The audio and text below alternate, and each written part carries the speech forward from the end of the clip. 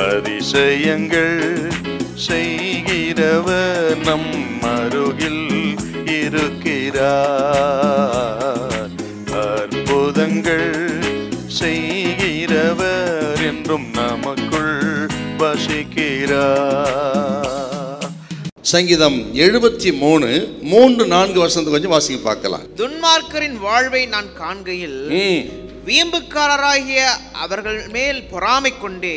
ஆக துன்மார்க்கரை நான் பார்க்கும் பொழுது வீம்புக்காரராகி அவர்கள் மேல் பொறாமை கொண்டேன். மரண பரியந்தம் அவர்களுக்கு இடுக்கண்கள் இல்லை, அவருடைய பலன் உறுதியா இருக்கிறது. பாடகர் குழுவின் தலைவன் ஆசாப் என்ன பிரச்சனை இருக்குன்னா, கர்த்தருக்காக ஊழியம் செய்கிறார், ஆண்டவருக்காக சகல காரியங்கள் எல்லாம் சகிக்கிறார். எத்தனையோ தேவைகள் மத்தியில, நெருக்கத்தின் மத்தியில உண்மையாய் கர்த்தருக்கு சேவை செய்கிறார்.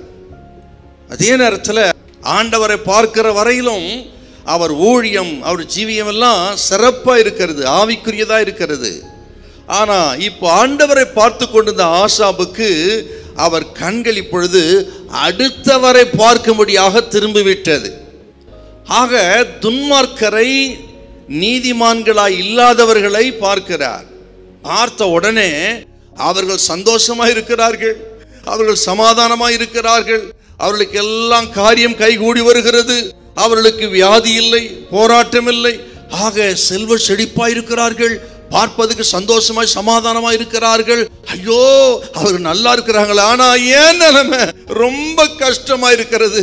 நான் ஆண்டவருக்கு உண்மையா இருக்கிறேன், உத்தமமா இருக்கிறேன், ஆக ஆண்டவரையே நம்பி இருக்கிறேன், ஆனால் எனக்கு அவர்களுடைய வாழ்க்கைக்கு நேர்மாறா இருக்கிறத அப்படின்னு அவர்களை பார்த்து ஒரு முடிவுக்கு வர்றார்.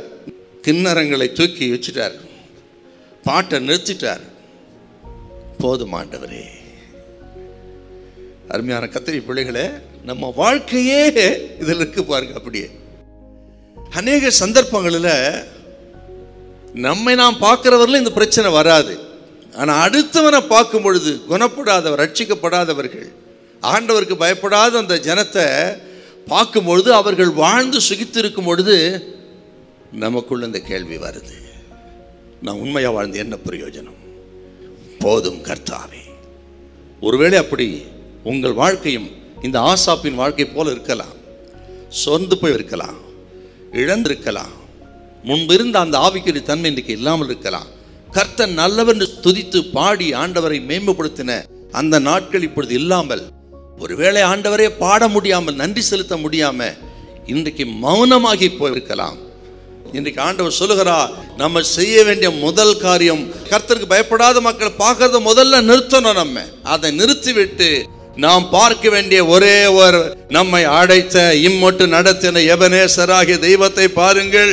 அவர்களை காட்டி உங்களை மேன்மையாக நடத்துவார். இதுவரை நடத்தின எபனேசராகிய தெய்வம் தொடர்ந்து நடத்துவார தவிர கர்த்தர் உங்களை கைவிடவே மாட்டார். ஹல்லேலூயா, ஹல்லேலூயா.